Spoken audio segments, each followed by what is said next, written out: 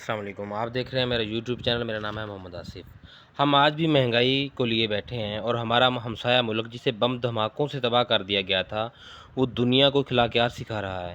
جی ہاں، میں افغانستان کی بات کر رہا ہوں، میں کسی اور ملک کی بات نہیں کر رہا۔ آج افغانستان گورنمنٹ نے ڈاکٹروں کی فیس سرکاری سطح پر مختص کر دی ہے، یعنی کوئی ڈاکٹر بھی اپنی مرضی سے کسی پیشنٹ سے فیس چارج نہیں کرے گا۔ جو فیس گورنمنٹ نے مختص کی ہے اسی حساب سے ڈاکٹر پیشنٹ سے پیسے چارج کرے گا۔ 1 روپیہ بھی جو بندہ اوپر چارج کرے گا، جو ڈاکٹر بھی، اس کا لائسنس کینسل کر دیا جائے گا اور اسے اپیل کرنے کا بھی حق حاصل نہیں ہوگا۔ اسے کہتے ہیں قوم، جو قومیں بننا چاہتی ہیں اور جو بنانا چاہتے ہیں لوگ۔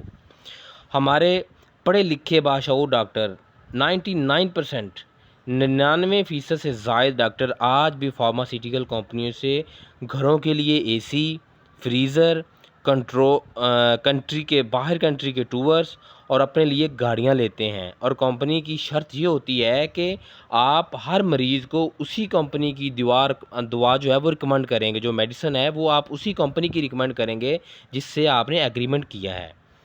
جب پاکستان پر برا وقت آیا ہے، ہم عوام نے قربانی دی ہے، ٹیکسز دے کر، مہنگا پیٹرول گیس خرید کر، تمام ضروریات زندگی کی مہنگی چیزیں خرید کر، مگر جن لوگوں نے اسے لوٹا ہے وہ آج پھر لندن میں انجوائے کر رہے ہیں۔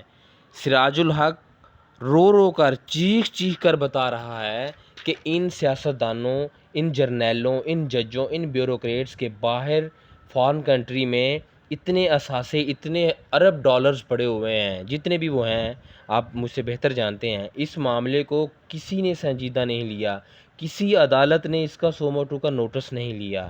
چینی ہماری پہنچ سے دور ہو گئی ہے، 200 روپے کے جی۔ عدالت شاید سو رہی ہے، یا صرف عدالت کو ایک ہی کام ہے کہ عمران خان صاحب کی جو ہے اسی کے اوپر کارروائی کرنی ہے، اس کے علاوہ عدالت کو وہ کام ہی نہیں ہے۔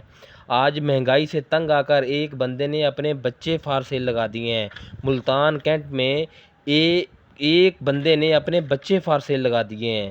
ہمارے حکمرانوں کے لیے ڈوب مرنے کا مقام ہے۔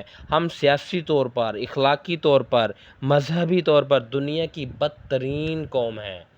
ہمیں فیصلہ کرنا ہے، آج نہیں کیا تو کل کرنا ہے۔